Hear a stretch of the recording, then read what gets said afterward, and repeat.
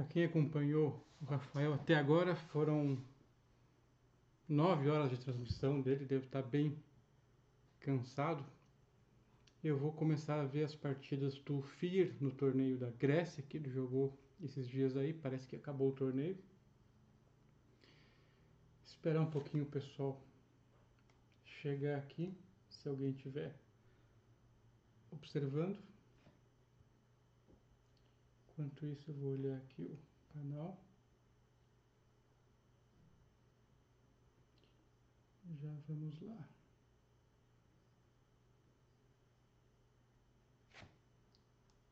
Deixa sem volume aqui para controlar.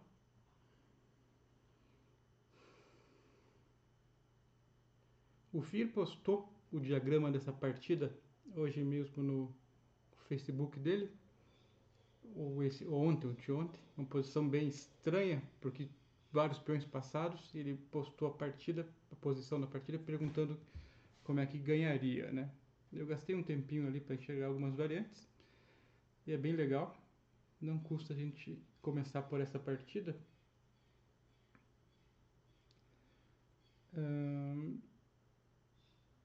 Ok, temos aqui FIR de brancas contra Georgiev, grande mestre da Bulgária, se eu não me engano. Ele é irmão de outro grande mestre muito forte chamado Kirill Georgiev. O Kirill é um jogador muito forte e o Krum, que também é grande mestre, que jogou essa partida, não é tão forte, deve ser veterano jogador já, muito experiente, o que não quer dizer que vai ser fácil para o FIR.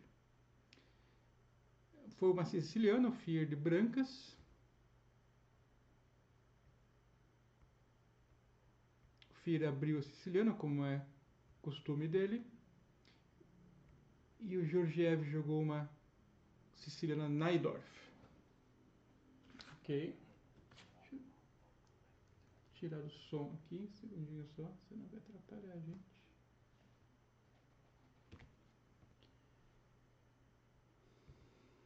O FIR jogou com Bispo E3, a siciliana, Najdorf. As variantes mais jogadas são Bispo G5, Bispo E2, Bispo C4 a la Fischer. E claro, o ataque inglês virou linha principal praticamente da siciliana nos últimos 20 anos principalmente. E não é claro o antídoto para as pretas. Vai ter que decidir se joga com E5, se cutuca o cavalo já, o bispo com cavalo G4, ou se mantém uma estrutura bem siciliana com E6, que é o ataque inglês na sua forma mais pura, onde o branco vai jogar dama D2, rocá grande e provavelmente empurrar os peões na ala do rei. Se o rei rocar para lá principalmente. Se o rei ficar no centro, o branco vai mirar nele no centro. O FIR jogou bispo E3 e o jogador, o grande mestre búlgaro, jogou cavalo C6. F3, controlou o pulo do cavalo. Aqui o preto tem que decidir se vai jogar com E6, com G6, como se fosse um dragão, ou com E5. O FIR não fez nenhuma dessas jogadas que eu comentei e jogou H5. Nós estamos em 2019, esse lance H5 seguido de E6 eu joguei contra o FIR no ano de 2005, 2006. Naquela época, sem o lance E5, não era muito jogado.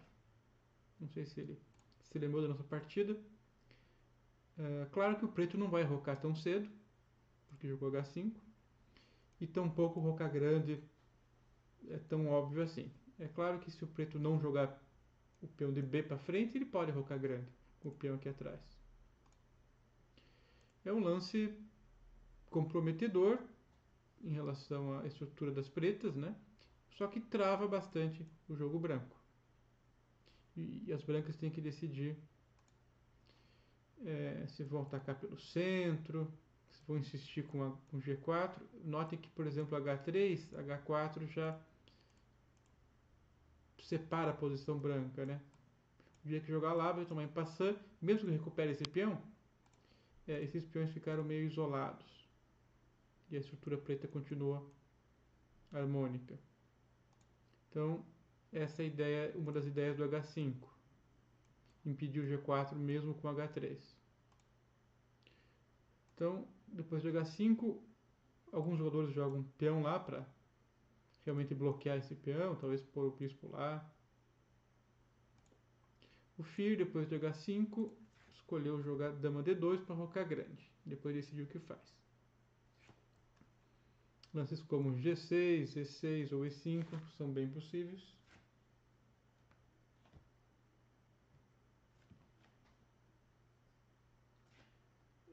Georgiev escolheu o bispo D7.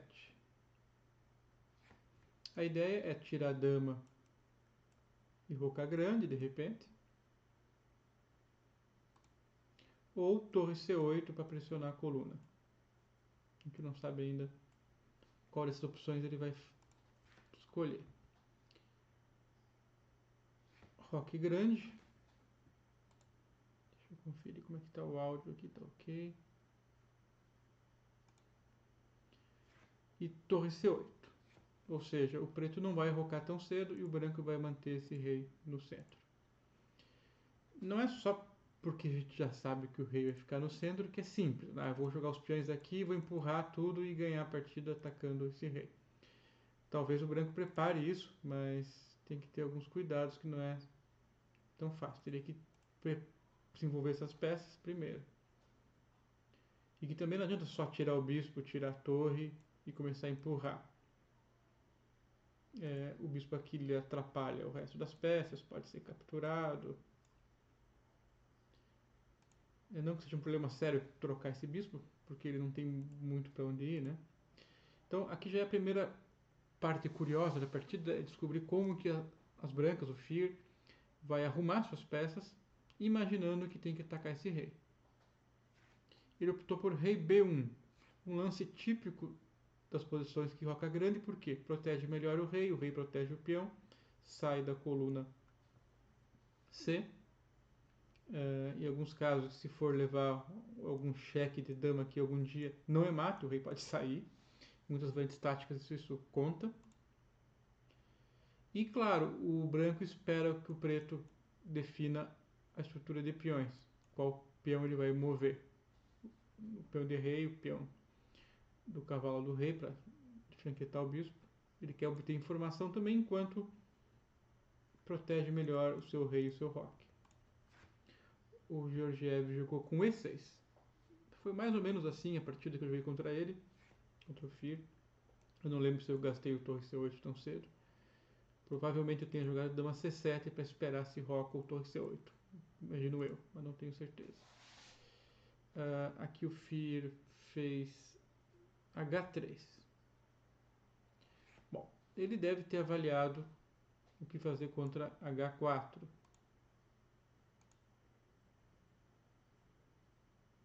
Teria que considerar que esse peão pode cair aqui. Ainda que bispo 2 e cavalo lá, o bispo vai defender, né?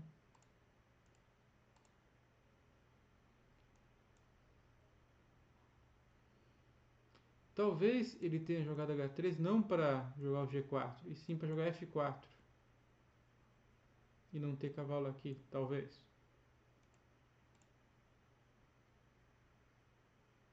E agora tirar o bispo por aqui, a torre por lá e jogar pelo centro.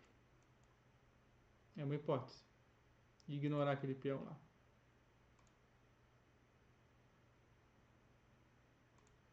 Então, H4 é um lance que eu cogitaria fazer de brancas, de pretas. E de brancas aqui eu considero F4 como um lance possível. Ainda assim tem que olhar se esse pulo aqui não é incômodo. Claro que está saindo do centro o cavalo, pode sempre ter problemas, né? Talvez bispo aqui, deixar que troque. porque queira ou não queira, o cavalo defende essa região central, né? Bom, eu acho que só numa próxima partida que isso acontecer que a gente vai saber a verdade por que não jogou H4. Então, H3, talvez para jogar G4, talvez para jogar F4. As pretas, bispo E7, não fizeram nenhum nem outro. O Everton falou que se terminar antes de 6 horas o stream, não valeu. Depende, se eu for analisar lance a lance e tentar calcular as variantes, uma partida pode demorar umas 3, 4 horas. Não vou fazer isso, prometo. Bispo E7. Então, G4 seria possível, mas depois da troca, o ideal seria tomar aqui para poder abrir caminho. Só que está perdendo a torre. Não pode. Então teria que tomar com esse, o que dá essa casa para as pretas. Você vê que nenhum peão pode tirar esse cavalo. E ele está bem posicionado aqui. Porque defende e, claro, controla muito as casas no campo do adversário. Então, uma peça muito bem colocada. Então, G4, não sei se é o caso agora.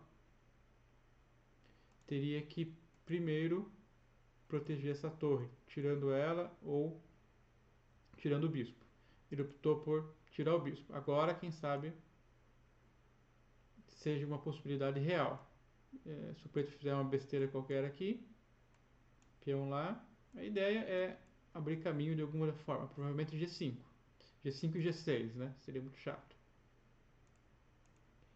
Deixa eu apagar certo. G5 e G6 arrebentando toda a estrutura preta. Aquele peão de G6, mesmo que a gente entregue ele de brancas, depois ele vai cair. Então, depois de bispo D3, o branco não está preocupado se alguém vai vir trocar ele, não. Ele quer continuar com mobilidade e a torre se mexer. Então, depois do bispo D3, o preto decidiu que tinha que fazer algo construtivo. Em vez de só reagir com H4 ou algo assim, ele tomou uma peça menos para atacar. Isso é sempre interessante considerar quando ocorre uma troca. Uma peça menos do adversário para te incomodar. Segunda questão, quem está com menos espaço, se trocar uma peça, ganha mais espaço para mexer no seu campo. Claro que o preço disso é que o bispo fica ligeiramente chato. Então tem que considerar isso também. Ele reagiu com E5, já tampando a diagonal do bispo. E quando fica essa casa fraca, lances assim são bem naturais, como sequência. E claro, bispo E6, além de controlar aqui, aponta para o roque. Fica jogando para todos os lados, digamos, né? Fica centralizado. Bispo em C6 ia tampar a coluna e bater na pedra. Então não tem muito o que comentar quanto o bispo E6. Bom, o F4 ainda é possível para abrir caminho de alguma forma ou continuar avançando, mas o preto está mais ou menos sólido agora aqui. Além disso, depois de uma possível troca, esse peão ficaria isolado. Claro que o preto não está em situação de pôr uma torre aqui, por exemplo, ou mais peças para bater no peão. Ou capturar esse peão com outras peças. Só tem o cavalo ameaçando e por um longo tempo. Então o peão não é fraco no curto prazo. O que foi bom para as brancas é que a posição está com cara de que pode abrir. Então, a longo prazo, esse peão é fraco, tão fraco quanto o E6, o D6. Mas as brancas não querem chegar no longo prazo, querem tentar castigar as pretas por jogar H5 e deixar o rei no centro sem poder fugir para o outro lado, porque jogou torre C8 e não pode mais rocar grande. Então, nós estamos vendo que o Fiat está indo nessa direção aqui. Cavalo 5 se torna uma possibilidade em algum momento também. A partida seguiu com a troca de peões e aqui o preto jogou dama 5. Ok, apontou para cá. E envolve um sacrifício de torre em potencial. Se o branco vacilar, torre captura e tem um ataque de mate aqui se o branco vacilar. Então, A3 é sempre uma possibilidade para tirar a potência daqui. O problema é que, além de B5 e B4 abrindo o caminho, às vezes até torre por mesmo sacrificando, dama por, troca de damas, e fica com esses peões fracos. Por uma qualidade, em alguns casos, compensa. Mais tarde o bispo pode vir até aqui depois do avanço, né? Em alguns casos pode sacrificar. Tem que calcular, claro, né? Mas B5 a princípio seguido de B4. Esse rei sai de uma coluna para entrar noutra furada. Então tem que ter cuidado como é que vai fazer com isso aqui. Cavalo 5 para trocar as damas é uma possibilidade. Porque tampou o bispo, né? Só que não é cheque. É um dos motivos para que o rei joga por B1 cedo também, né? É que o branco não é obrigado a tomar gole. Ele pode calcular lances intermediários que sejam cheque. Aqui no caso, quando o rei está rocado, cavalo por seria cheque ganhando a partida. Porque ganha um bispo, um cheque. E depois recuperaria a dama. Como o rei não está rocado, não é o caso. E tomar aqui não tem vantagem nenhuma para a branca, aparentemente. Teria que tomar... Bom, teria que tomar para não perder esse peão. E aqui a posição está mais ou menos equilibrada. Eu até diria que boa para o preto. O rei está no centro sem perigo. Esse bispo aqui meio fraco. Está completamente boa a posição para as pretas. O peão não foi castigado. Está tudo ok para o preto. Então continuamos pensando como é que vamos defender isso aqui, né? Eu tentei A3, que é a maneira mais passiva. Deixa mais buracos e contato. Não gostei. Tentei tirar o cavalo para tampar. O preto fica tranquilão. E o rei não paga o pato porque não tem damas no jogo. E agora? Como é que faz? Boa pergunta, né? B3 não pode, está caindo aqui.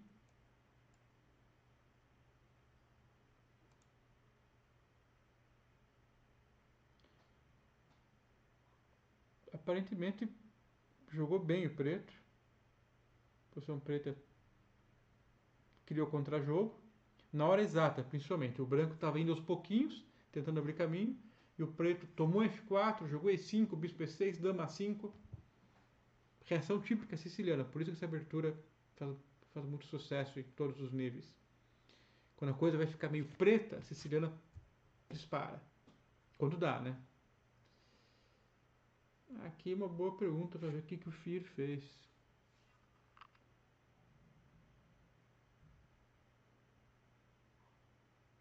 Bom, o detalhe é que quando tomar em C3 eu posso tomar de dama.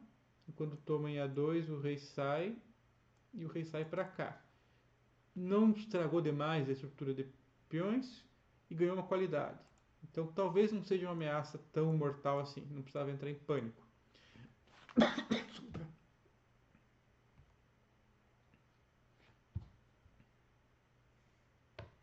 Tanto que o Fir ignorou a ameaça e jogou torre no centro. Em alguns casos agora, cavalo 5 e peão por, abrindo a coluna em cima dessas peças aqui, se torna uma possibilidade. Não quer dizer que vai fazer isso, mas é possível. E o preto tem que escolher como seguir agora. Rocando o rei no centro. Não sei quanto que é uma ameaça isso aqui. A torre ia bater lá para expulsar a dama. Sacrificar. Não é muito claro que é uma ameaça tão séria assim. É uma possibilidade. O Georgiev fez um lance típico da siciliana. Reforçou essa casa. E quem sabe atacando o bispo aqui. Esse lance tem nome na prática do xadrez. Chama-se uma manobra de reagrupar as peças, rearrumá-las, rearranjá-las. É claro que quando o cavalo sai, essa casa perde um pouco de controle, obviamente, porque o cavalo não está mais lá. Então ele tem que calcular esse lance sempre. E decidir o que fazer. Provavelmente vai trocar. E agora pular o cavalo para cá, parece ser natural. Se tomar, como trocou as damas, o rei está trabalhando no final já, não é problema. A torre já consegue ganhar uma horizontalidade. Tá aparentemente ok a partida, porque é um par de bispos que o bispo de D3 não faz lá grande coisa. E o cavalo é um monstro aqui em E5. Então, cavalo D7. E o preto está querendo daqui a pouco ir para o mate. Eu diria que a abertura foi um sucesso para as pretas. E o Fir está tendo que resolver um problema agora com o seu rei. E não conseguiu atacar. Ele jogou cavalo D5. Dos males os menores. Como diria a mulher do anão, né? Dos males os menores. Toma de bispo e vai jogar um final. Aqui o branco não tem vantagem aparentemente. Capturando de bispo, ele quer trocar de áreas o bispo aí. Interessante.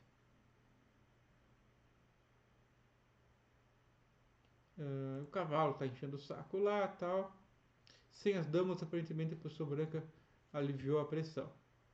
Como eu falei, o cavalo vai vir para cá algum dia. Vejamos. Bispo aqui, tempo na torre. Não que o bispo seja brilhante aqui. O que ele não quer, de repente, é trocar. Deve ser isso.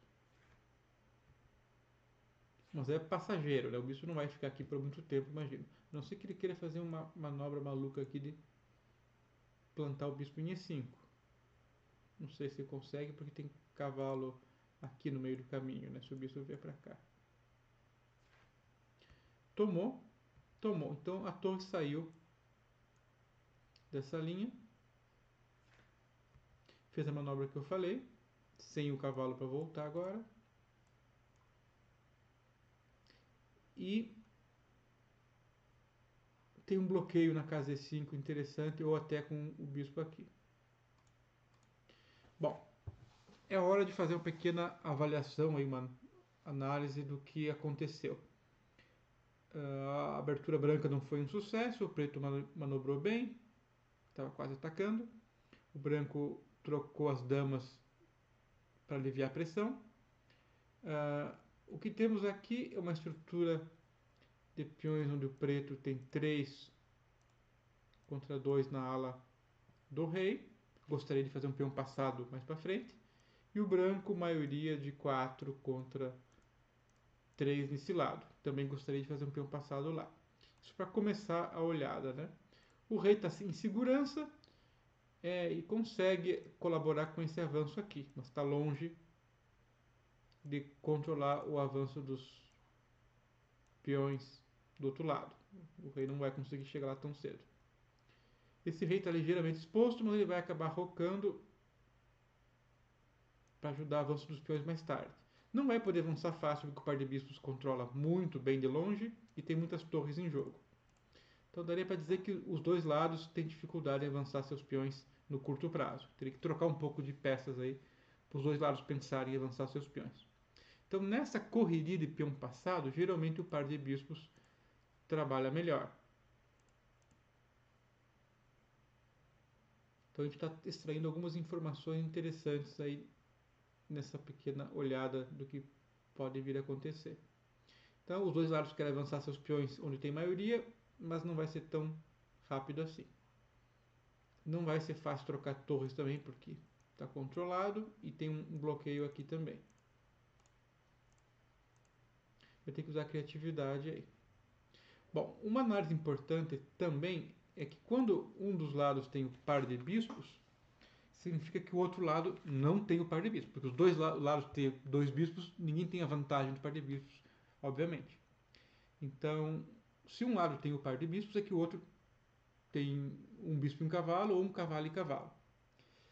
E nesses casos, sempre vai acontecer o seguinte: casa preta, e esse bispo não tem um bispo que lute nas cores que ele anda. É claro que se tiver par de bispo contra par de cavalo, isso não conta, é diferente, porque os cavalos andam por branco e preta. Mas quando é par de bispos contra bispo e cavalo, aí sim esse fator existe. Essa peça é diferencial, porque o adversário não tem um bispo branco e tem um bispo de cor diferente, que não vai jogar nas mesmas cores desse bispo. Então, se eu pudesse tentar escolher uma estratégia para as brancas de ganhar a partida, seria usando essa peça como a peça diferencial. Atacar pelos setores onde o preto tem mais dificuldade em defender essas cores brancas porque o bispo é de pretas.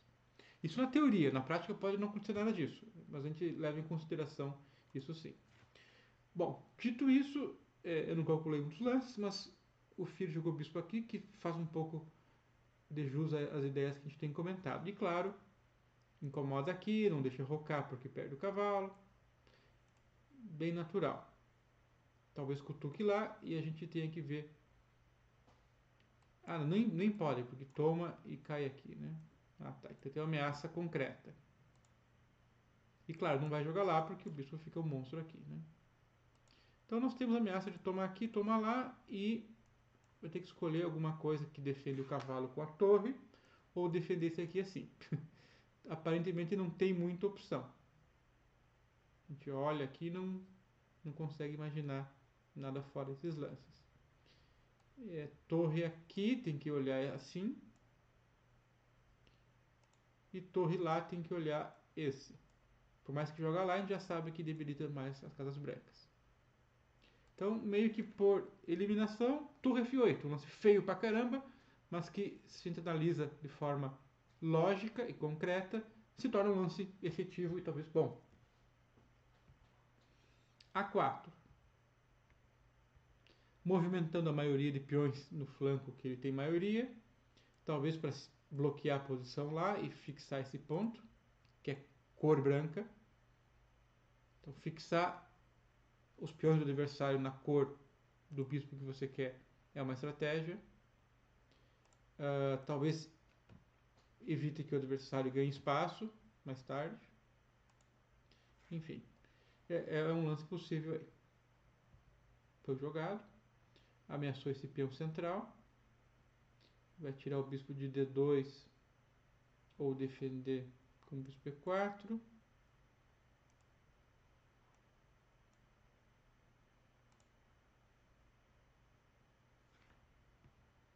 Não, largou o peão. Então, o que tem de errado aqui? Vamos calcular. Ah, tá. Tá ok. Por que ele entregou esse peão? Me ajude a olhar aí, porque não estou entendendo a princípio. Dobrar as torres em F, o branco, tinha sentido assim em algum momento. Mas agora com a torre F8 defendendo, torre F3 para torre HF1 era um plano sim. Com certeza, tem espaço para manobrar. O problema é que depois que o preto joga torre C5, o cavalo preto pode ir para E5, que defende F7. Aí atacar na coluna F não vai dar nada. Só se tomar o cavalo logo em D7. Mas aí, sem esse bispo de cor brancas, o preto joga F6, peão F6 e não tem nada. Vamos tentar ver o que acontece se tomar torre por E5 aqui. Me ajuda aí, gente, que não é fácil. Torre por...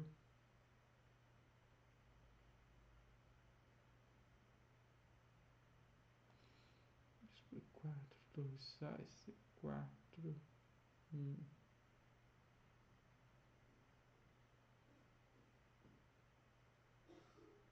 Deve ser algo assim. Torre por, bispo lá. Eu quero pegar esse peão, depois esse, obviamente, né? Torre aqui. E a torre não tem muita casa. Se a gente olhar bem, né? Então lance como C4. Não pode capturar, que tem o bispo. Não pode ir pra cá nem pra cá. Teria que vir pra cá. E tá com cara que essa torre vai embora, né? Opa, eu não consigo ter tempo de tocar lá. Não deu tão certo. Um pouquinho, torre B3. Ah tá, bispo aqui, né? Claro. Pra que aqui vai pôr o rei se o bispo vem aqui e ganha qualidade? Rei C2 não adiantava nada. Então, um lance criativo do Fier aqui. Ele não defendeu o peão e continuou com o seu plano. Você vê que o poder de uma peça diferenciada defende um peão por tabela com golpes táticos. Interessante. O búlgaro voltou. Não sei bem porquê. Ah, tá. Isso aqui é uma ameaça, provavelmente. Por que ele não fez antes? Agora. São mistérios. Porque o bispo está defendendo. O horário, muitas horas de leitão. Transmitindo. Ok, A5. Torre lá. Bom, por que torre lá? Ele achou que a torre não ia para lugar nenhum mais. Não tinha mais sentido aqui, ele acabar sendo ameaçada de mais de uma forma. Ele antecipou. Não foi uma questão prática. Quando o camarada faz um lance como torre C7, geralmente é sinal de que não tem plano construtivo. Esse aqui ele não quis porque de repente dá muitas casas para o adversário atacar.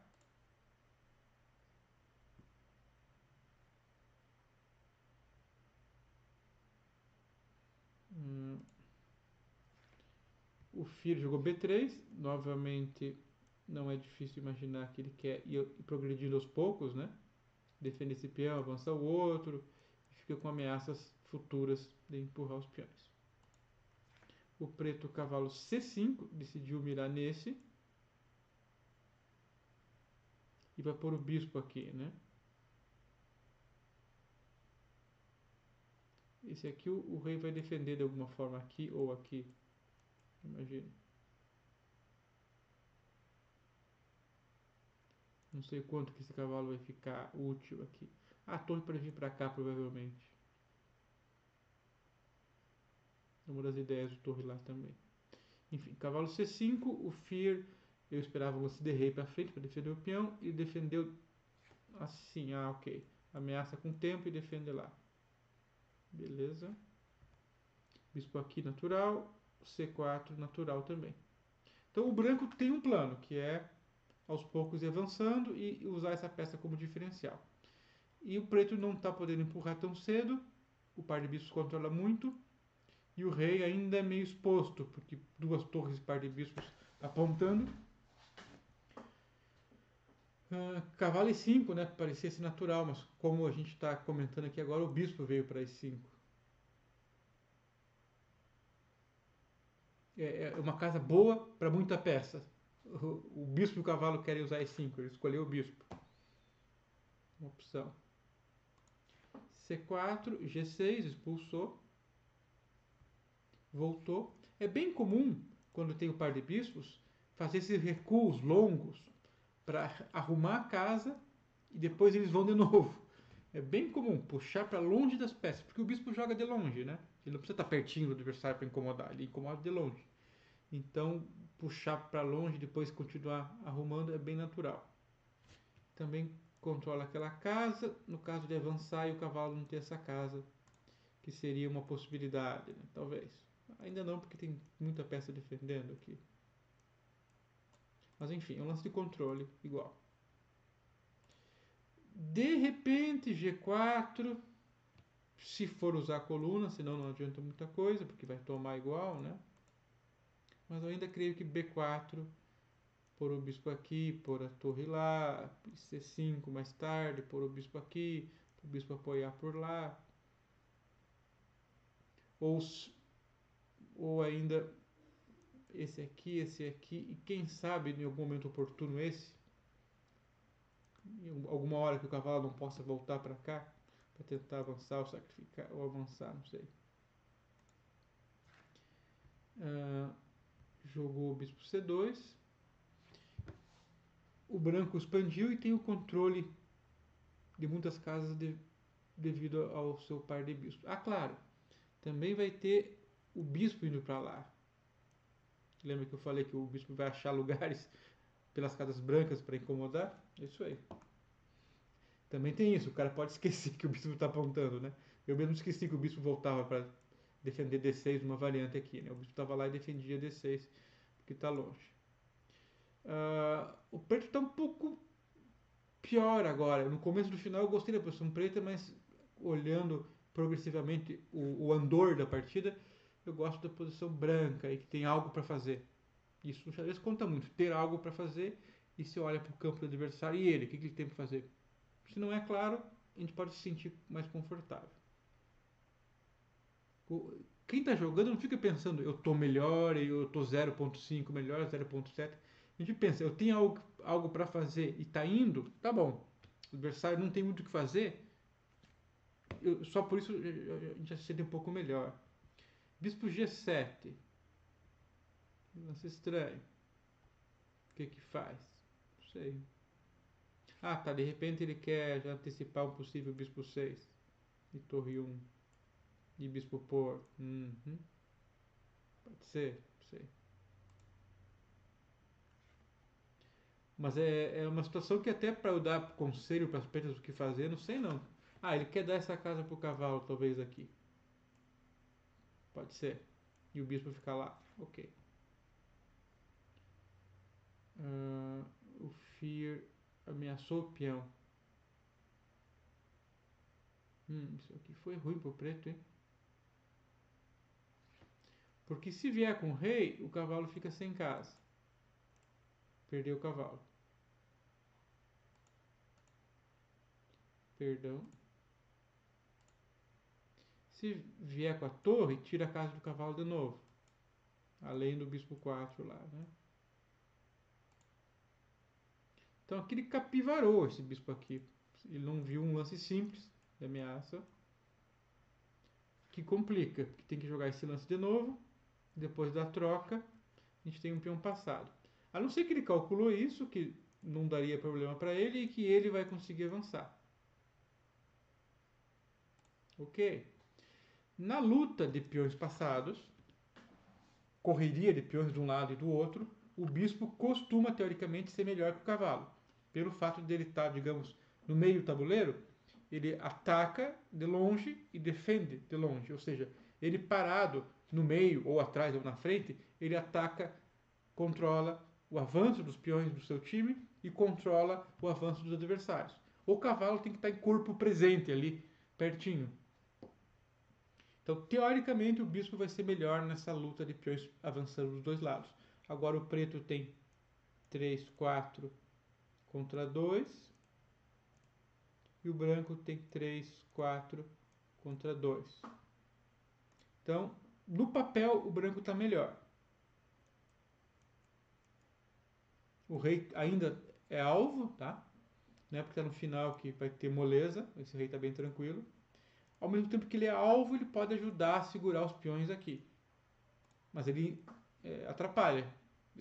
Porque leva cheque em muitas variantes. E para calcular fica difícil. Não que ele vai levar mate, sabe, esse rei. Mas ele é alvo de incômodos e cheques. E claro, se os peões brancos avançarem, pode dar rede de mate. B4, rápido, voltou, tem um peão no ar. Opa, tem um peão aqui em C4 no ar. Avançou, natural. F5 é forçado, senão não tem sentido o que ele fez. O preto aqui ou quis ganhar jogando essa variante, que eu acho difícil ser tão otimista assim, ou não viu defesa útil contra B4 e bispo A4. Interessante. Como foi bom esse plano de A4 a 5. Boa técnica do Fear. Não sei se no computador vai dar tudo certo, se é 4 a 5 que ele jogou, mas como funcionou aqui, pressionou bem o adversário, muito bom. Foi um lance caruanístico. Bispo A4, ó, o bispo falando. O rei saiu da reta. Nossa, isso aqui não vai dar certo preto, né, cara? Tá chegando muito rápido.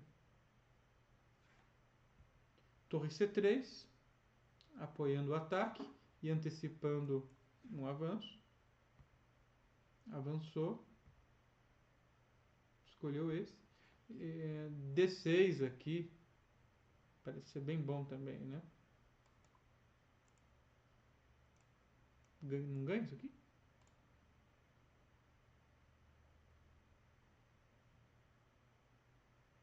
Quando é muito grátis as coisas, a gente tem que desconfiar, né? E olhar bem.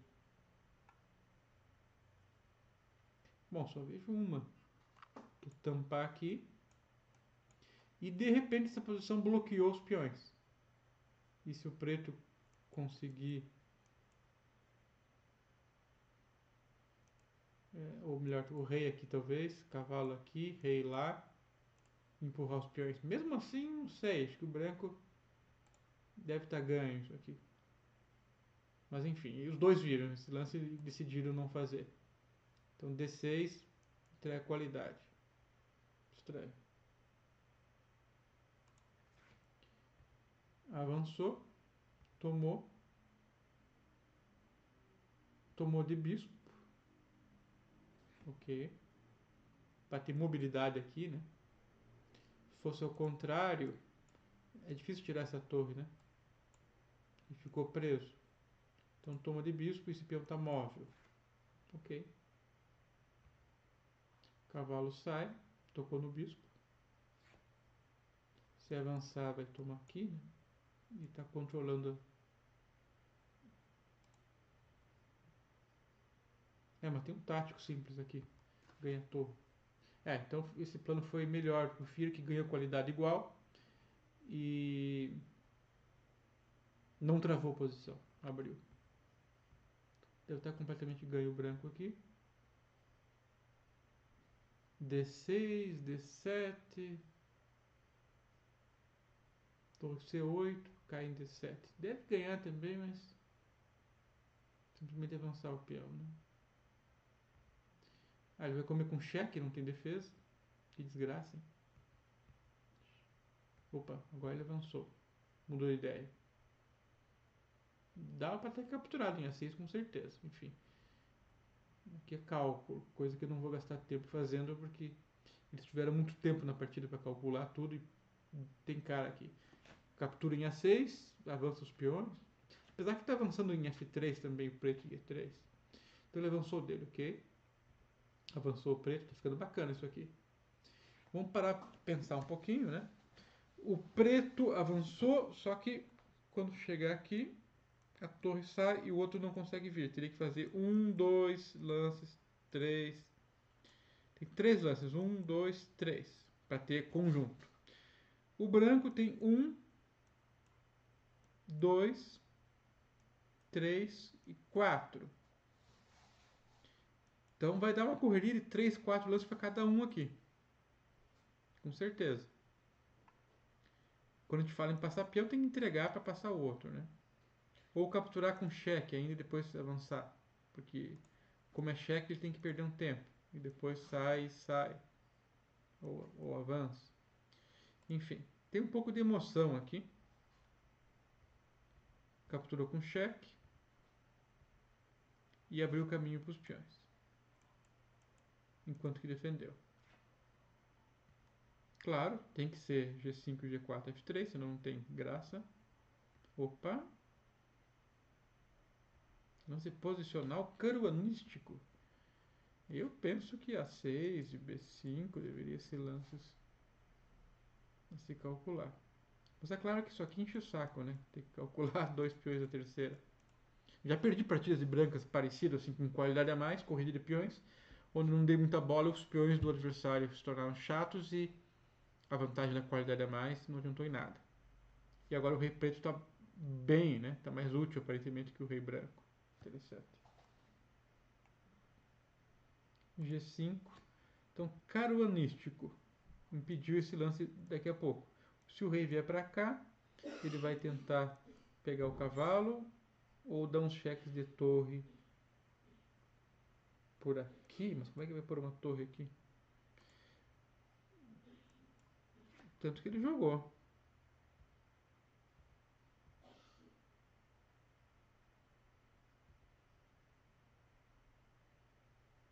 A ideia é quando tomar, jogar lá. Podia jogar aqui, né?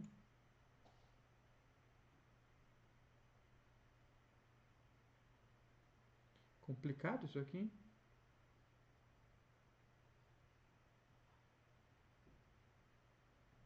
Eu, hein? Medo. Alguma coisa de errado não deu certo. Se tiver mal de tempo, perde de brancas isso aqui ainda. Complicado. Vou tentar aumentar o volume aqui, gente.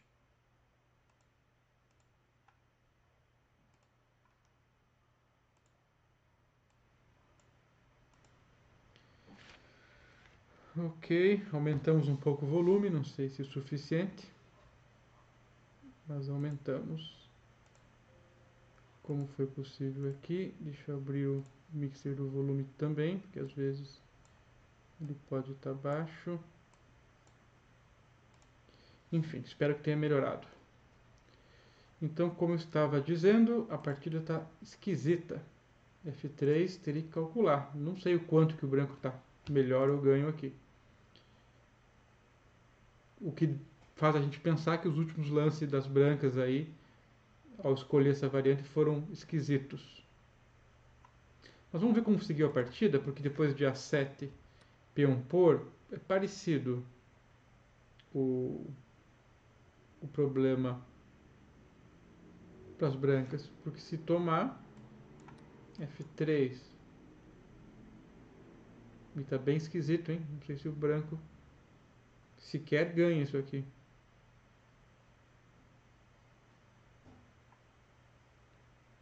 Então, depois de tomar aqui, o Fear nem perdeu tempo retomando, não. Fez uma coisa interessante, que o bom jogador consegue, às vezes, identificar que não é porque o adversário capturou uma peça nossa que a gente é obrigado a recapturar sem pensar. Muito jogador sai tomando aqui, bate o relógio e depois pensa. No match Karpov e Kasparov de 85, 84, 85 aconteceu isso.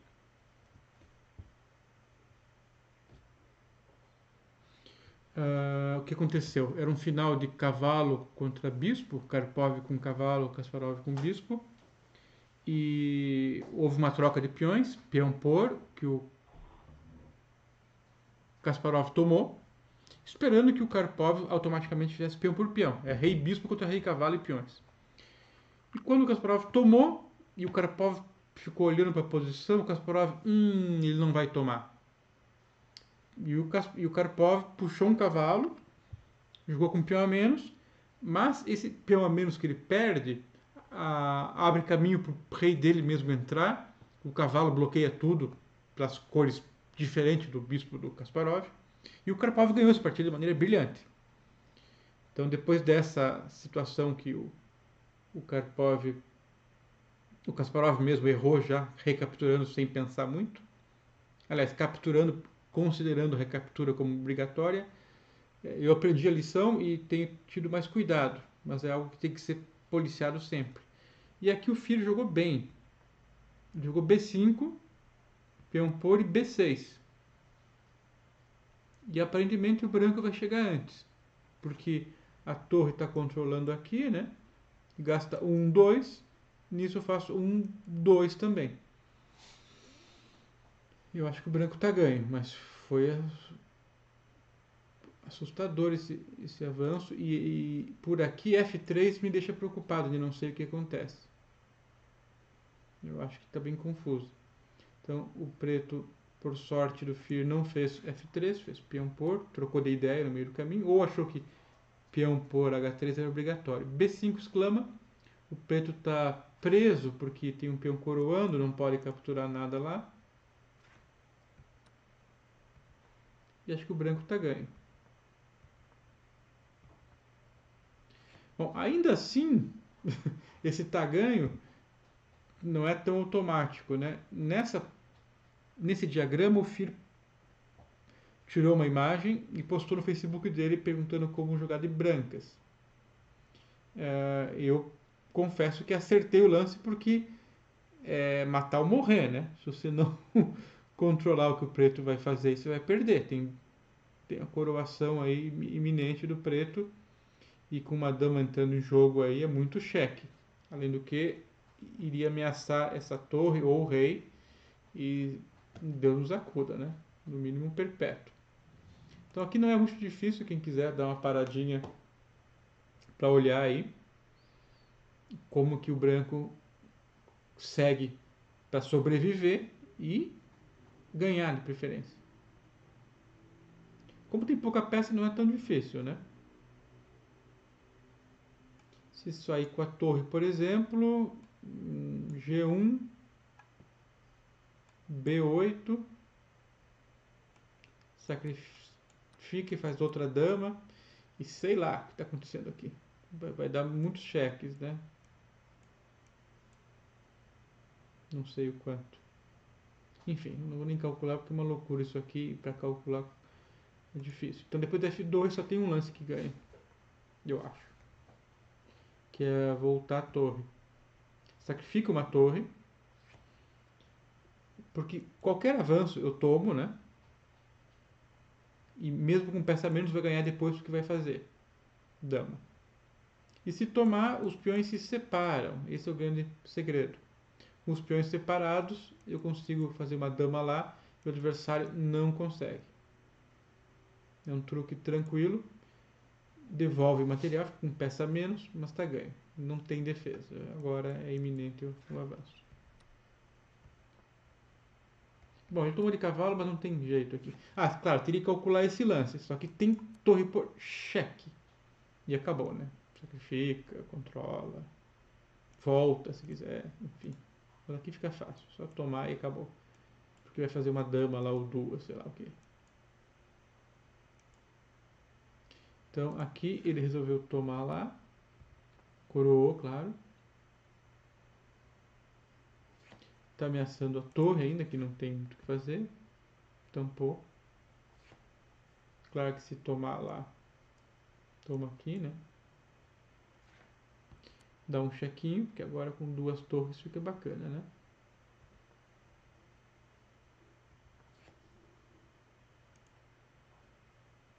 Não consegue, não consegue, não adianta, não adianta, não consegue, não adianta. Torre aqui.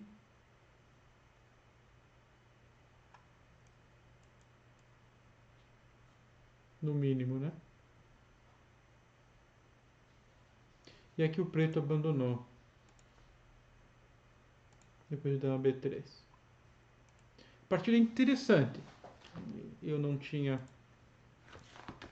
eu não tinha visto ela do começo ao fim, só a posição que o Fear postou como posição final. Eu vou colocar uma segunda partida que é bem do estilo do Fear também.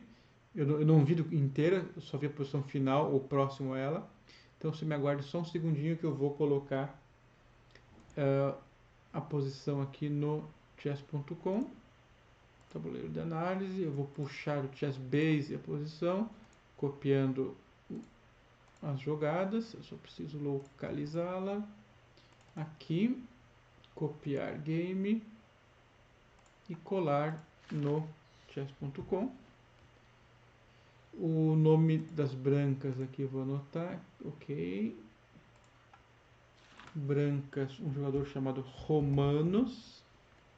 De pretas, os gregos. Ah não, Fear de pretas. Romanos e Fear, ok. Posição inicial. Bom, essa partida foi... A anterior foi na 7ª rodada. Essa que eu vou mostrar agora é na 2ª rodada. Fear tem pretas. Um jogador chamado Romanos jogou C4. O Fear jogou G6. Bom, ele vai fazer o fianqueto, obviamente. E vai escolher se ele joga a Índia do Rei, a Grunfeld ou a Benoni. Eventualmente alguma moderna contra a peão da dama. Mas é bem do estilo do Fear ter essa flexibilidade, e ele joga essas três defesas de pretas contra a peão da dama. Índia do Rei, Grunfeld e Benoni, o que dificulta os adversários para preparar também. Cavalo C3, C5. Ok, estamos agora no terreno da siciliana, da inglesa simétrica. O preto vai querer controlar essa casa para dificultar que o branco abra o centro de maneira rápida, se o preto conseguir. Tanto que o branco jogou com o cavalo F3, bispo G7, e o branco já poderia jogar D4 agora. Uma partida equilibrada, aparentemente. O preto joga lá, e esse cavalo está ameaçado. Se tomar, o preto reforça o centro, abre a diagonal. Eu acho que não tem problema nenhum para as pretas nessa abertura. Cavalo aqui abrindo o centro. Então, essa ordem aqui aparentemente é boa para as pretas. Esse lance é passivo, porque tampa o bispo. O bispo vai vir para cá fazendo quase nada. E claro, recuar o cavalo perde um tempo. Não que seja mortal para as pretas. Até os malucos podem tomar aqui. Maluco no bom sentido, né? Porque estraga os peões. Ao custo de gastar um bispo de um fianqueto banguela agora. Mas é possível. Não é loucura, não. Bent Larsen jogava essas ideias assim nos anos 60 e 70. E é jogável. Enfim, depois de bispo G7, o branco pode fazer G3, E3, G3. E agora cavalo C6 evitou o D4. Bispo G2, E5, fez uma cimentação aqui, tipo, não jogarás D4. O preço a pagar essa casa, como se fosse um muro de pedra, né? Onde a gente se cede a casa, mas a gente vai controlar perfeitamente os pulos do cavalo, e o preto não vai deixar esse cavalo pular com estrago. Vou responder aqui uma pergunta. O PGN eu puxei do Chess Bomb, rodada por rodada. O site do torneio está caindo, não está atualizando. O Chess Result também não tem o PGN, então no Chess Bomb, rodada a rodada, dá para ver as partidas e baixá-las, uma a uma, partida por partida no caso. O torneio foi Tessalônica, na Grécia, um torneio com alguns grandes mestres. O FIA acho que ficou entre os 3, 4 primeiros, porque ele perdeu uma partida importante, e perdeu só uma, mas já foi o suficiente para não ganhar o torneio. Então, o preto vai controlar essa casa com o cavalo e talvez o bispo. Mas principalmente ele vai evitar que um cavalo aqui faça estrago. Ele vai vigiar os pulos. O muro de pedra, defesa holandesa, Stonewall, o muro de pedra também tem esse conceito. A ideia é entregar uma casa. Sim, é ruim entregar uma casa, mas de resto a posição preta fica estável e harmônica. Vocês já vão ver a ordem das jogadas. Roque, cavalo 2. O cavalo vem para cá para deixar o peão livre, tá? Se viesse para F6, tampa o bispo e tampa o peão. Cavalo 2. Cavalo 1. O cavalo já começa a manobra para chegar até uma casa que é fraca.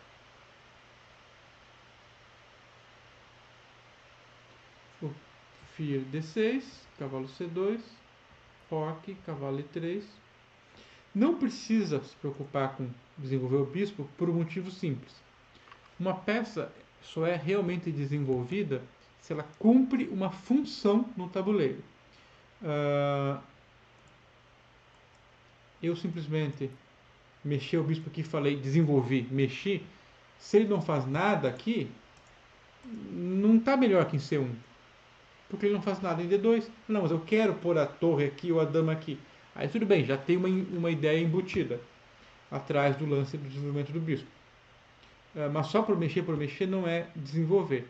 Desenvolver é fazer com que a peça tenha significado, propósito. Então aqui ele preferiu as brancas, corretamente, ativar as peças que têm espaço para se locomover, manobrar, em detrimento do desenvolvimento do bispo, da dama e das torres, que a posição está bloqueada, não tem por que sair abrindo tão cedo. Então, privilegiou os cavalos e o bispo dia 2, e esse cara aqui vai sair depois, e por onde nem é claro ainda, né?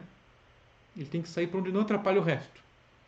Tem peça no xadrez que é tipo o volante do futebol, o becão lá, que tá ali para fazer sua funçãozinha e olhe lá.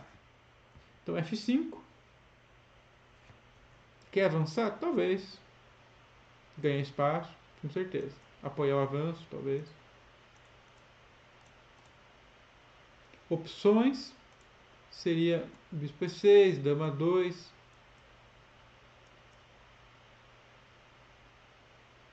Para trocar, para eliminar a pressão desse bispo, enfraquecer o rei.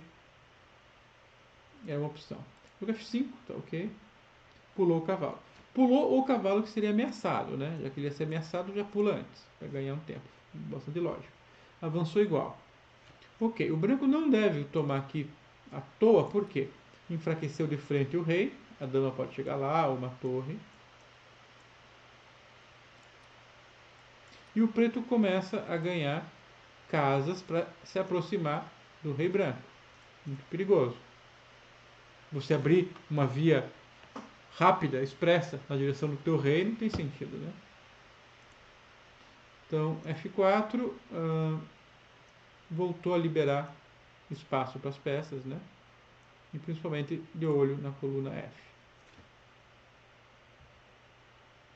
E3, tentando colocar pressão nesse ponto aqui. Bem natural contra jogo central, contra uma ação lateral. Por mais que os manuais digam que isso é padrão, não é toda posição que isso funciona automaticamente.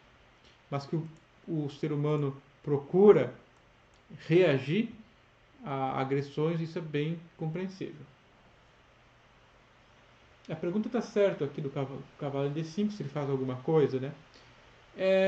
Se o preto não fizer nada de útil no resto da partida, o branco vai estar melhor com o cavalo aqui, com certeza. Eu garanto isso. Por isso que o preto está fazendo já. Para minimizar, digamos, o incômodo que é ter um cavalo na garganta aí. Não que ele faça alguma coisa agora, nesse momento. Mas a partida segue por quantos lances? 30, 40, 50? E o cavalo vai estar ali ocupando várias, ocupando não, controlando, apontando para várias casas no campo do preto. Isso é desagradável, você vai ter que manobrar se desviando. Não é confortável isso. Então, se não acontecer nada de grave na partida, esse cavalo vai dar uma vantagemzinha branca sim. Então, por isso que o FIA foi com F5, F4, E3 contra jogo natural. Opa, E3, bispo lá. Desenvolveu uma peça e apontou para cá. Aqui não, né? Aqui assim. Por isso que não adianta querer ganhar um peão assim, dar uma casa também, né? Em alguns casos o preto até perde o peão só para ganhar uma peça para o ataque. Aqui não é o caso, está ameaçando talvez aqui. O ponto fraco é que dá essa casa para o branco. Tá? O cavalo vai ter essa casa aqui que defende e novamente fica na área do adversário. Então, uma coisa que eu aprendi muito cedo no xadrez é que a gente não consegue fazer tudo o que a gente quer e controlar o adversário por todos os cantos do tabuleiro. Eventualmente tem que ceder alguma coisa, algum setor, algum espaço, algumas casas, para tentar ganhar a partida em algum setor que você queira obter vantagem. É uma troca. Toma lá da cá. Ele cede a casa E4, mas continua atacando. D3, tampou a casa do bispo, né, para o bispo não pular aqui. G5, ou seja, para tentar defender do ataque. Vamos lá, se capturar com esse, é a casa que a gente quer. E para ganhar esse peão tem que tomar aqui e abrir o caminho. Por exemplo, rei 1 para torre 1 é um plano chato. Tirar o cavalo para pôr a dama para esse setor é chato, para o cavalo vir aqui é chato. Você vê que é difícil calcular tantas possibilidades que o preto vai ter caso o branco resolva ganhar esse peão. Ganha um peão? Ganha, mas cede muitas casas. Os peões ficam separados. Então é o tipo de peão que o branco ganha, mas não ganha. Ele ganha um peão perdendo controle posicional. Então tá pior o branco aqui ganhando o peão. Então G5, bem jogado, ganhou um pouco de amplitude para as peças aí, não sei se vai utilizar, tem que cuidar com os duplos, claro. Mas interessante. Bom, agora o branco decidiu fazer algo concreto, que é um plano para atacar esse setor e justificar o bispo. Meio lento, meio tarde. Conselho, eu vou jogar aqui agora no centro ou na ala do rei. Já não sei se tem conserto a posição branca. Eu acho que ele começou muito cedo a fazer a manobra de pulo do cavalo, gastou muitos tempos para chegar até lá. E quando chegou lá, e agora? Agora não tem nada. O preto já atacou na ala do rei. Então eu acho que o preto está um pouco melhor aqui. E o branco tem que navegar em águas turvas aí para sobreviver. Então o errado já aconteceu antes. Gastou muitos lances e não se preocupou com rupturas de peões. Eu vou repetir muitas vezes aqui nas minhas transmissões que o plano de jogo no xadrez, muitas vezes a estratégia correta vai necessitar peões se movendo. Claro que se eu puder ganhar a partida mexendo peças atacando o rei ou as peças do adversário, é fácil, é rápido. Peça vai e vem, se você errar o movimento você arruma, conserta. Já os peões, se você errar a movimentação, não tem volta, porque peão não volta para trás. Mas são eles que abrem caminho para as peças. Nesse sentido, o branco só se mexeu para pensar em mover peões agora, com torre B1, A3, B4, enquanto lento, né? Enquanto que o preto já está em cima. Mas ok, melhor fazer algo agora do que nunca. Mas repito, o preto já está bem aqui. Cavalo aqui era um dos planos que a gente estava comentando. Peças para lá do rei. A3, dama 2, tudo em harmonia. A torre pode vir para cá daqui a pouco, ou dobrar na coluna F. Tudo tranquilo. O branco B4 tem que ir mesmo. Bispo H3.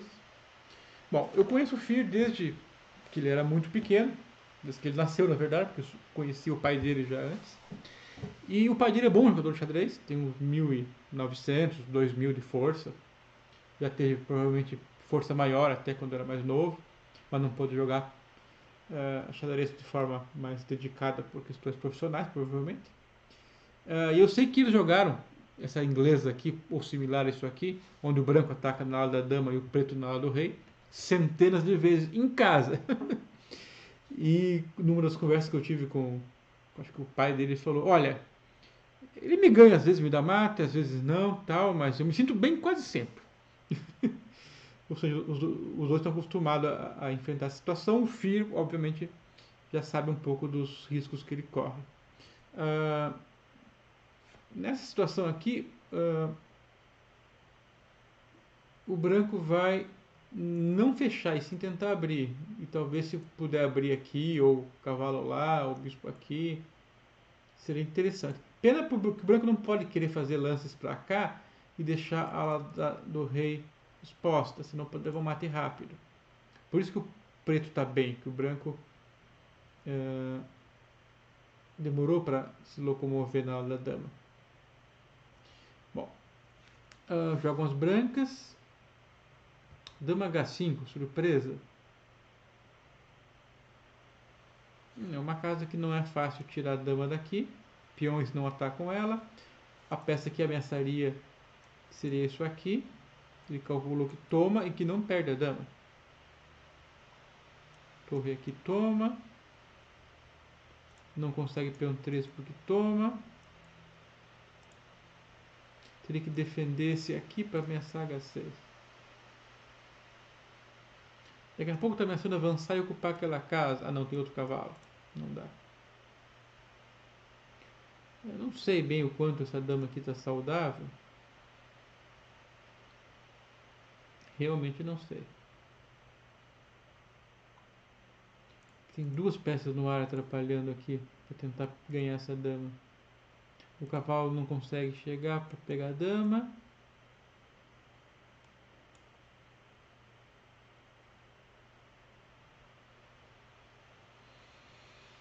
Como é que defende essa dama?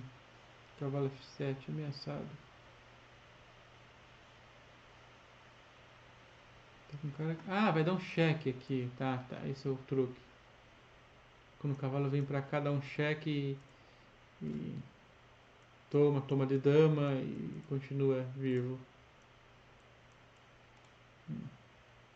Mas ele deve ter calculado bem de brancas aqui, colocar a dama aqui. Perigoso. É aquela situação, né? Se ele calcula que consegue entrar e não vê como perde a dama, ele pode jogar. Se o outro achar, parabéns. Se você calcula e não enxerga, tem que confiar na sua capacidade de cálculo. Que é perigoso, é.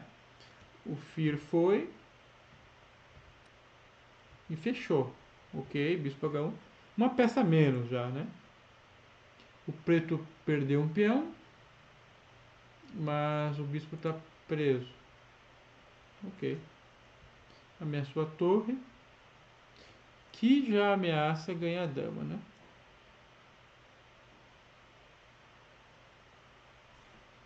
Ele saiu para cá, porque agora se vier para cá, captura. Ok. O Fir capturou aqui. Voltou. Torre aqui para dobrar.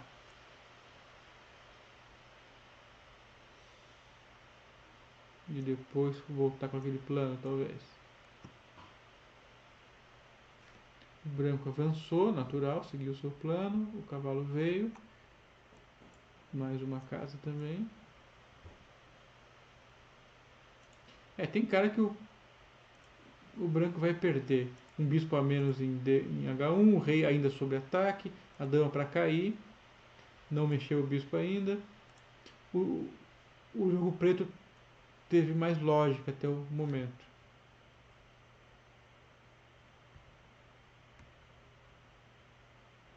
Torre aqui. Ele antecipou a ameaça, né?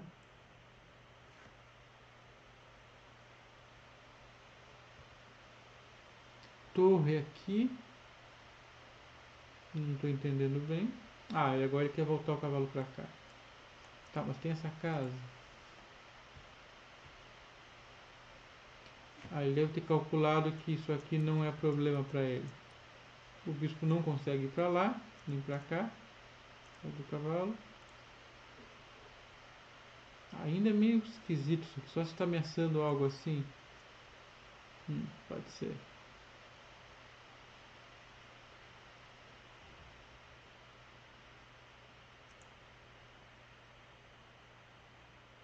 Isso aqui parece bem desagradável, hein?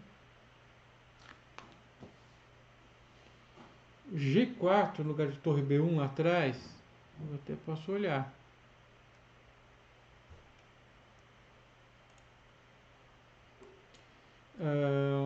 Bom, o primeiro ponto a se comentar é que, claro, o preto mexeu o peão na ala do rei. Ele está expondo o rei dele mesmo. Tem uma diferença aqui. A posição branca está apontando para lá e a posição preta está apontando para cá. Por que está apontando? Porque o jogo branco,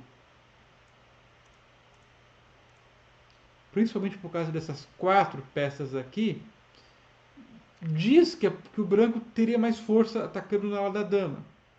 E o preto,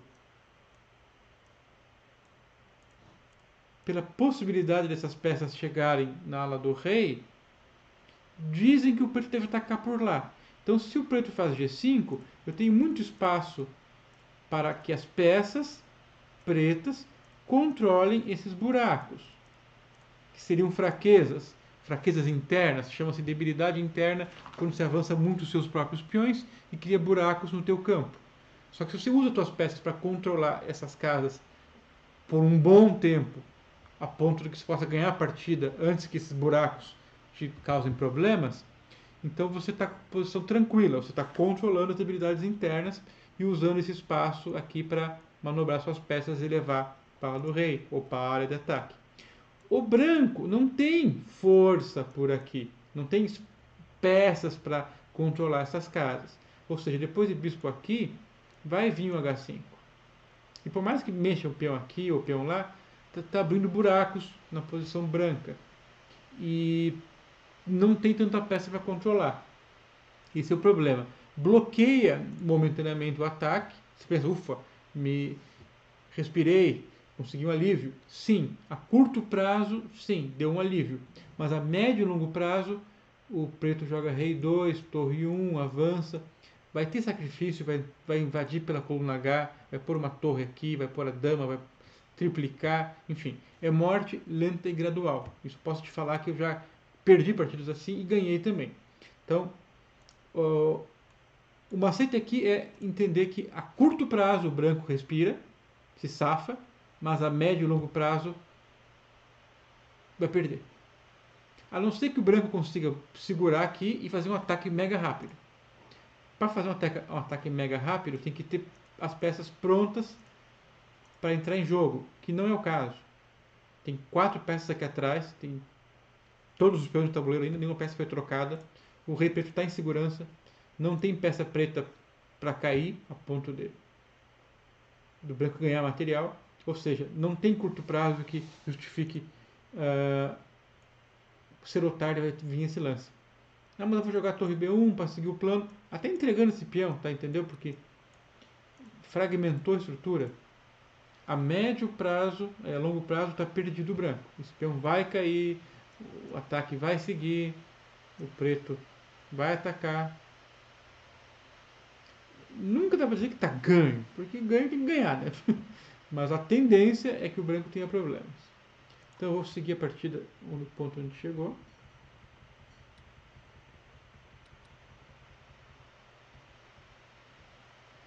Voltou a torre, peão 4, cavalo 2. Ele quer puxar a torre para cá, é a única coisa que eu consigo entender. Voltou a dama. Bom, o branco continua aqui com potencial de ataque na ala da dama e no centro, sim. E o preto, bispo H5, lance misterioso. Seria caruanístico? O que ele quer? Ah, ele quer pôr a dama aqui, para ficar perto do rei. E pôr um cavalo para dar mato. O cavalo teria que vir por aqui. Parece um bom plano. Como é que defende isso? Teria que pôr um cavalo aqui.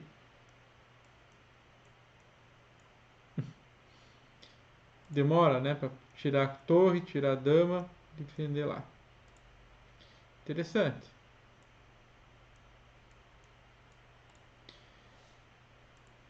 A visão que tem que ter para fazer esse lance não é pouca. Você está tirando uma peça que até pouco tempo atrás estava querendo atacar, né? Para abrir caminho para outra. E antecipar essa manobra. Difícil e criativo. Aqui o Fir gastou um certo tempo e visualizou a manobra e foi. Parece forte.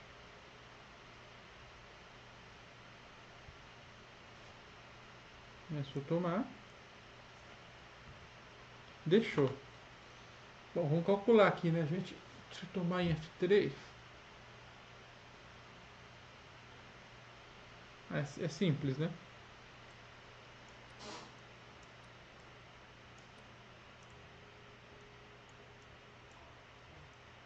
Ameaçou duas e ganha material, né? Aí perdeu. Tranquilo. Mas tem que calcular igual. Deixou o peão no ar. Então foi uma ameaça que não ameaça. Jogou dama aqui que não ameaça. Bispo 3. Bom, já não sei mais para que serve esse lance. Atacar lá, atacar lá. Aqui, como a gente já comentou antes, está perdido o branco porque não foi para lugar nenhum.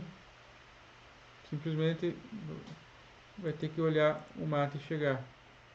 Cavalo H6 e tomou, ou seja, jogou aqui e tomou, é um sinal que não sabia o que estava fazendo. Bom, agora temos que fazer outro plano para o branco, para o preto ganhar. Ele veio para cá, que protege um pouco aqui ou aqui, legal, interessante. Peça menos ainda. E lá para tampar a torre. Bacana. Vamos pensar numa rota aí para o preto da mate. E ameaça cavalo F5. Uma chance é tomar bispo por E3.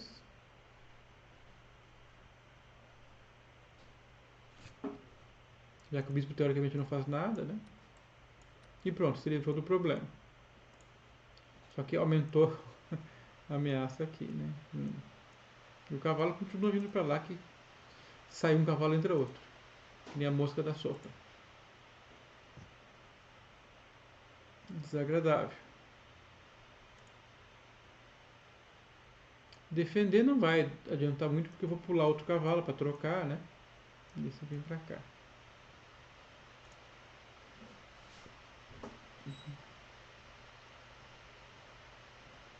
Xadrez é difícil.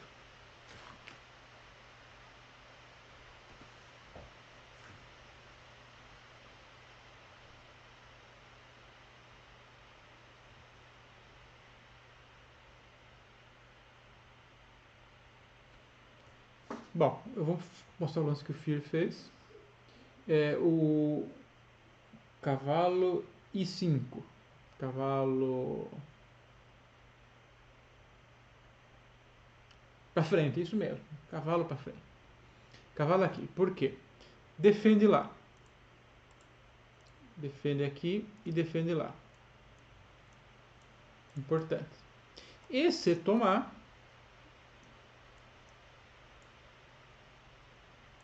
vai dar mate. Não tem defesa.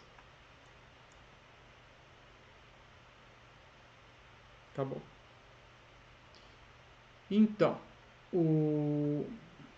esse tipo de lance aqui, o bom jogador sempre vai olhar para lances assim, tá?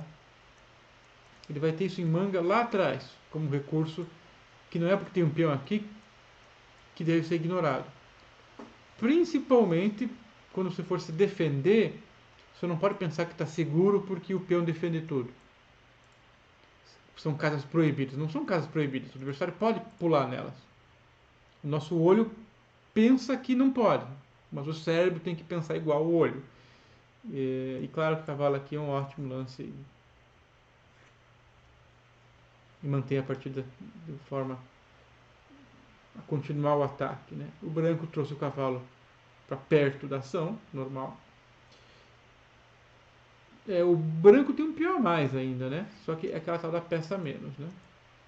E principalmente, como a gente tem visto nas partidas do Alpha Zero, um rei que não tem onde se mexer, está próximo do mate, é um problema sério. Tanto que eu acho que o branco deveria jogar algo como peão aqui, dama lá e dama aqui daqui a pouco. Viu? Ainda assim a dama voltaria, né? Enfim. Eu acho que está bem o preto, a partir do fio foi bastante lógica, o branco deve ter gasto muito tempo para se defender, calcular. E o filho joga assim, botando lenha na fogueira, pressionando o adversário. Nem que matematicamente o computador diga que o branco seja bem aqui, na prática é difícil jogar. A partida inteira para as brancas está na passiva defensiva. É difícil resistir à pressão. Torre aqui, para dobrar as torres ou entrar em G7. Lenha na fogueira, isso mesmo. Ameaçou o peão de A7. Vai jogar lá, vai pôr o bispo aqui e sacrificar. Talvez. Torre A2 para defender pela segunda fila, para dobrar. Dobrou.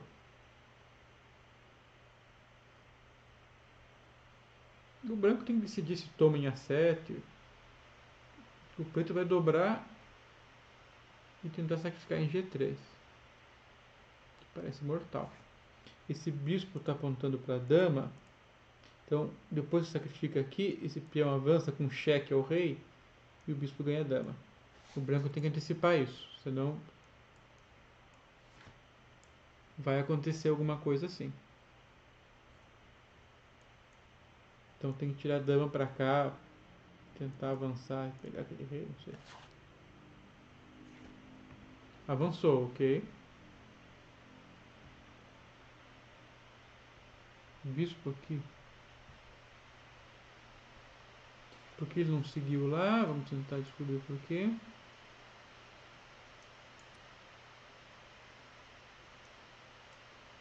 Não, aqui não. Não sei. Parece bom pro preto isso aqui, não sei. Bom, são coisas que tem que perguntar pra ele. Talvez sair do raio-x e inverter isso. Em vez de eu queria tomar para jogar dama 1, né? Então dama 1 primeiro. E agora o sacrifício em G13 não tem problema porque o peão não avança, por exemplo.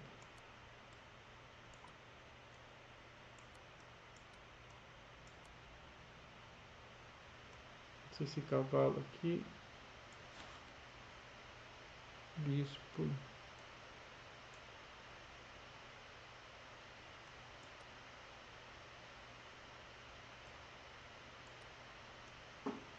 Nossa, perigoso isso aqui. Calcular muito de coisa. Mas a princípio o branco está sobrevivendo, porque se não tem mate, escapou, né? Está respirando sob aparelho, mas está respirando. E agora esse rei começa a ficar alvo também. Confuso. Pode ser. Se ele pôs o bispo aqui, que ele realmente reconheceu que era um problema. E agora, para sempre se tomar, aí sim, tá ganho. Porque aí o bispo vem para cá, controla a diagonal. O branco não tem bispo para por trocar mais lá. Ok. Então tem lógica. Ele quer ativar o bispo dele. Tomar e pular aqui. Legal. Tá. O instrutivo daqui é que se jogasse o plano que eu queria, ele sai com a dama do raio-x primeiro. Legal. E não tomar. São pequenas inversões que funcionam, né? Opa, foi mal.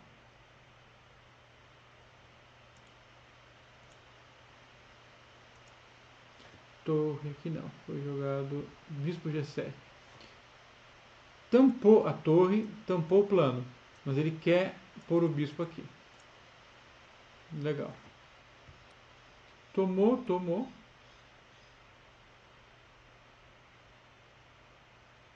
Eu acho que agora com o bispo em E5 tá perdido, não é possível. Dama aqui, tirou a dama da reta.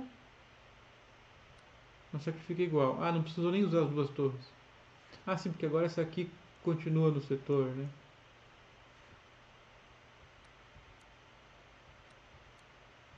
Tem que defender essa torre, né? Agora acho que avança e dama aqui, isso. Opa, tem que calcular uns cheques aqui, mas não tem nada.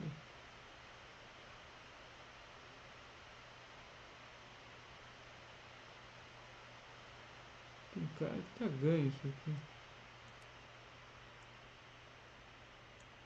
Ah, mas vai ter descobertos aqui se calcular. Não posso tomar porque toma. Esse peão aqui é alma da posição. E quando joga lá... Opa! Ah, toma. Acho que confuso, hein? Ah, não, tem um cavalo aqui. É, não é fácil calcular essas coisas.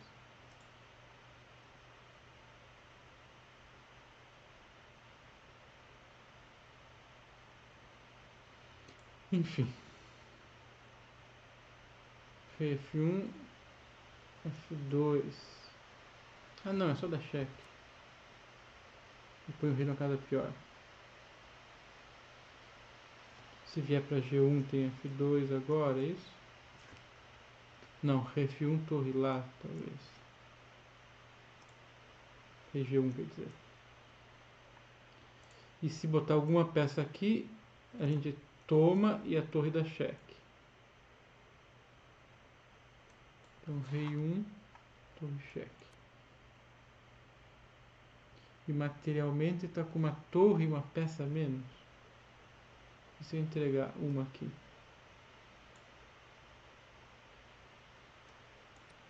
Ah, mas é muito ataque, né? É, não dá.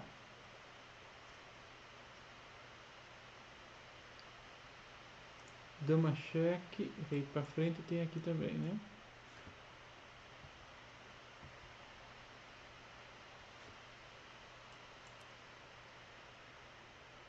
É, aqui acabou.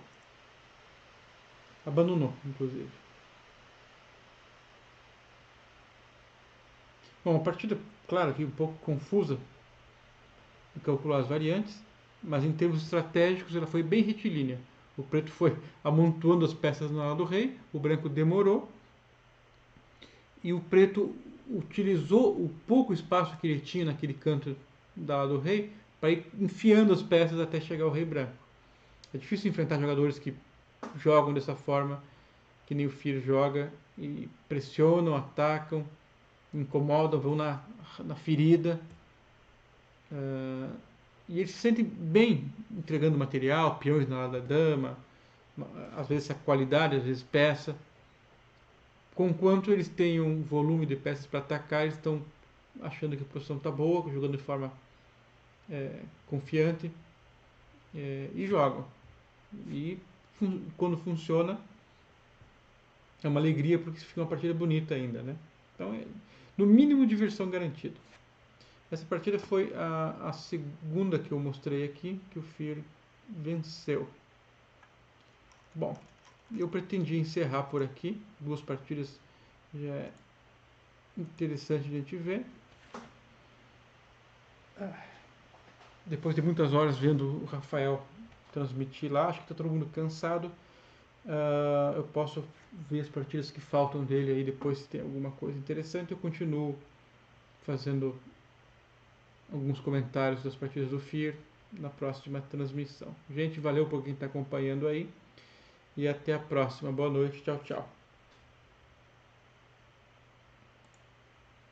Não esqueçam de se inscrever no nosso canal para continuar recebendo os avisos quando a gente entra no ar. Beleza, pessoal? Um abraço, tchau.